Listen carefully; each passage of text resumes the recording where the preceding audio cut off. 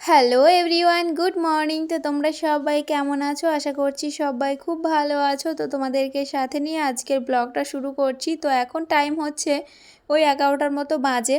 তো এদিকে আমি মাছ রেখেছি হচ্ছে বাটা মাছ। তো তারপরেই দেখি যে তোমাদের দাদাভাইও মাছ পাঠিয়েছে বাজার থেকে।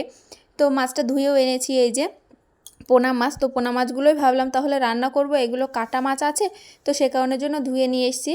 আর বাটা মাছগুলো রেখে দেবো, ওইগুলো পরে কাটবো, কেন কি একটু টাইম লাগবে কাটতে, তো সে কারণের জন্য। আর আমার মাছ কাটতে তো এমনি আলসি লাগে, তো মাছগুলো এমনি ফ্রিজে রেখে দিলাম যে রান্নাটা করে তারপর পরে কাটবো। এদিকে কচুর গাঁঠি কেটে নিয়েছি, আলু কেটে নিয়েছি, আলু দিয়ে কচুর গাঁঠি দিয়ে আজকে তরকারিটা করব, পোনা মাছের তরকারি। মাছগুলো আগে ভেজে নিচ্ছি, সবজিটাও কাটা হয়ে গেছে, এদিকে মাছগুলো ভেজে নিচ্ছি। আর মাছ ভাজতে আসলে তারপর শুধু মাছ ভাজা বলে না, যে কোনো জিনিস ভাজা টাজা করতে আসলে আমার মুখের রিয়াকশানটা শুধু দেখবে কেমন হয়, অটোমেটিক এরকম হয়ে যায় জানো তো। আমি যতই ভাবি এরকম করবো না, আর চোখটা একদম বন্ধ হয়ে আসে, মানে ভয় লাগে জানো তো। ওই যে আগে যখন রান্না করতাম নতুন নতুন, তো তখন না এর তেল টেল ছিটে ছিটে আসতো, তো সে কারণের জন্য ভয় লাগে যে তেল ছিটে আসে কি না, তো সে কারণে ভয় লাগে। তো তারপর দেখো রান্না করার পর আর ভিডিও করা হয়নি। তো এখন হচ্ছে বিকালবেলা, ঘরটা একটু গুছিয়ে নিয়েছি, তো অয়নকে ঘুম পাড়িয়ে তারপর ঘরটা গোছাতে আসলাম। তো এখন জামা কাপড়গুলো ভাঁজ করে নিচ্ছি। আর কতদিন পর এমন মানে শুকনো জামা কাপড় ভাঁজ করে আলনায় রাখছি। তো 3 দিন পর আর কি, 3-4 দিন হয়েই গেছে, 3-4 দিন ধরে বৃষ্টি, ঠিকমতো জামা কাপড় ধুতেও পারছি না, ঠিকমতো শোকাতেও পারছি না, ওই 2-1টা করে ধুয়ে দিচ্ছি, সেটাই ফ্যানের হাওয়ায় শোকাচ্ছি, মানে এরকম করে আর কি ভাঁজ করা হয় না। অনেক দিন ধরে আলনাটা কতদিন ধরে মানে ফাঁকাই পড়ে আছে, সেরকম জামা কাপড় রাখা হচ্ছে না, ওই 2-1টা যা ধুচ্ছি সেটা পরা হয়ে যাচ্ছে, তো আলনায় রাখা হচ্ছে না। তো আজকে এই যে অনেক দিন পর আলনাটা একটু মানে ভর্তি লাগছে। তো যাই হোক, সব নাইটিগুলো ভাঁজ করে নিই। আর যখন আমি ভিডিও এরকম এডিট করতে আসবো তখনই মেসেজ ঢুকেই যাবে, সাইলেন্ট করতেও ভুলেই যাই, তো শুধু আওয়াজ হবে একটু বাদে বাদে।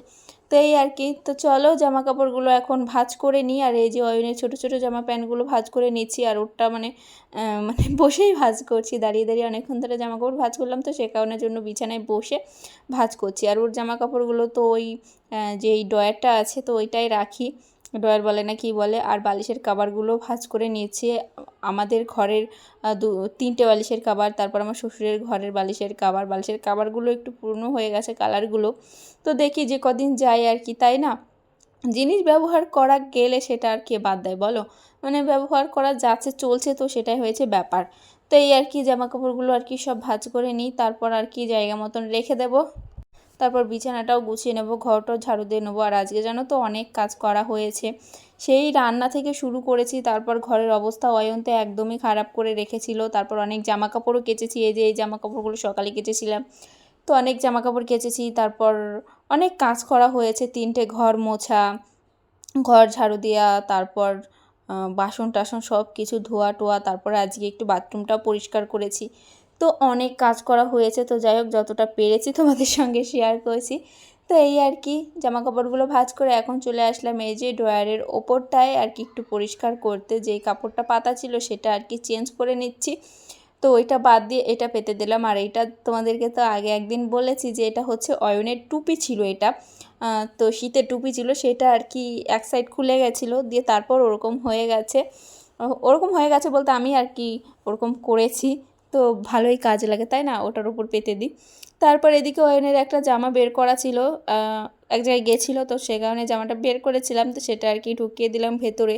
আর আজকে একটা মানে ভিডিও করেছি, সে কারণে আজকে অনেকটাও চাপ হয়ে গেছে। আজকে একটা ভিডিও শ্যুট করেছি যে তোমরা আগের ব্লগে দেখেছো, আগের ব্লগে না আগের ভিডিওতে দেখেছো যে মানে আমার বর দুবাই থেকে কী কী এনেছে তারই একটা ভিডিও। তো অনেক জিনিস অগোছালো হয়ে গেছে, আমার সব কসমেটিক্সের জিনিসগুলো অগোছালো হয়ে গেছে, এই যে সব কিছু এখন আমি ঠিকঠাক করে গুছিয়ে রেখে দেবো।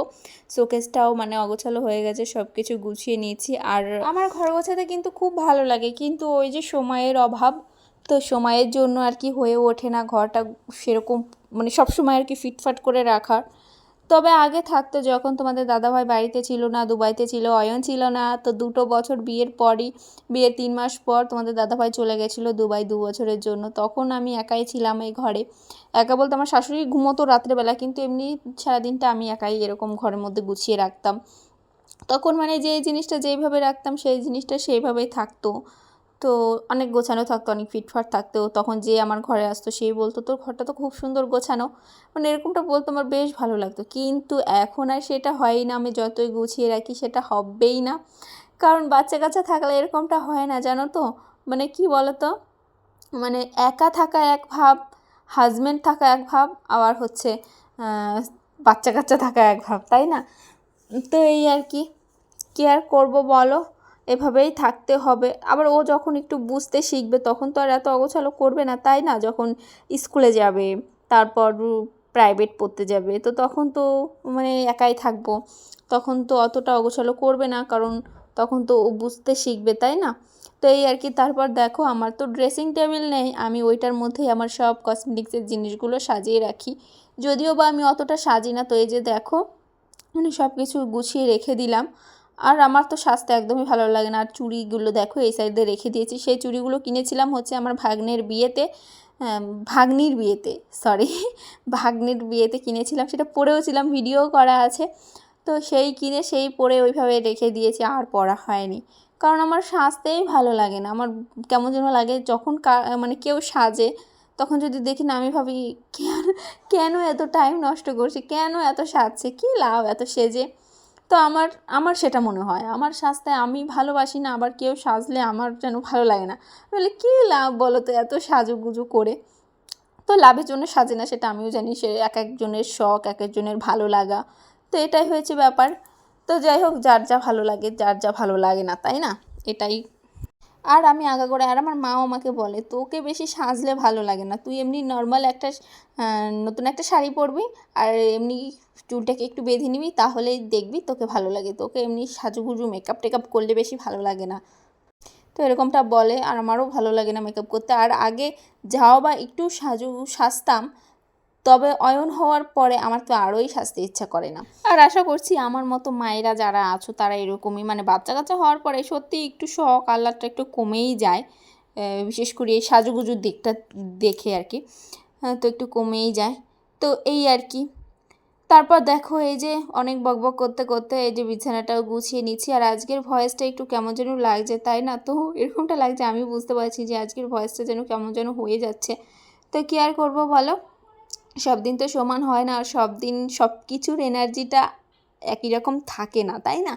কোনো দিন কাজের এনার্জি বেশি থাকে, কোনো দিন কম, কোনো দিন শরীর খারাপ থাকে, কোনো দিন মানে নানা রকম প্রবলেম, সব দিন সবার সমান যায় না। তুমি যতই ভাববে, যতই রুটিন মেনে চলবে যে আজকে এই কাজটা করবে, কালকেও সে সেমভাবে করবে, সেটা কোনো দিনও সম্ভব নয়। তবে একদমই যে সম্ভব নয় সেটা কিন্তু না, দু একজনের ক্ষেত্রে হয়, কিন্তু বেশিরভাগ লোকেরই এটা সম্ভব নয় যে রেগুলার একই রকমের একই টাইমে কাজগুলো করা, সেটা একদমই সম্ভব নয়। তো আমি আগে মাঝে মধ্যে এরকম ভাবতাম যে আমি রোজ এই টাইমের মধ্যে এই কাজটাই করব, আবার এইটার মধ্যে এইটাই করব, মানে এখনই করে ফেলবো, মানে এরকমটা আমি আগে ভাবতাম। ওই একদিন দুদিন হয়, তারপরে আর হয় না, গুলিয়ে যায়। তো এই যে বালিশের কভারগুলোও চেঞ্জ করে নিলাম, অয়নের কোল বালিশের কভারও চেঞ্জ করে নিলাম। আর অয়নের মানে এই কোল বালিশ দুটো যেহেতু লাগে না, তো এমনি মানে বিছানার সাইডেই থাকে, যেহেতু বাচ্চা কাচ্চা থাকলে দেখবে এরকম ছোট ছোট জিনিস থাকলে ভালো লাগে, দেখতেও ভালো লাগে। তো এরকমটা আছে। তো আমার শাশুড়ি মা একদিন বলছে, মানে আমাদের বাড়িতে এসছিল যে মানে তোশক বানাচ্ছিল, তো সেই লোকটা এসছিল, তো তাকে বলছে যে এই কোল বালিশ দুটো খুলে একটা বড় বালিশ বানা। তো আমি বলছি কেন এটা খুলবো, এটা হচ্ছে অয়নের বালিশ, আর সেটা নিয়ে আমার বড় বালিশ বানিয়ে লাভই বা কী বলো? তো এই আর কি, মানে মনে পড়লো আর কি কথাটা, বালিশ দুটো দেখে আর কি মনে পড়লো। তারপর এখন এসেছি ছাদে, দেখো সকালে কতগুলো জামা কাপড় ধুয়ে শুকিয়েছি, আবার এখন ধুয়ে দিলাম বিছানার চাদর।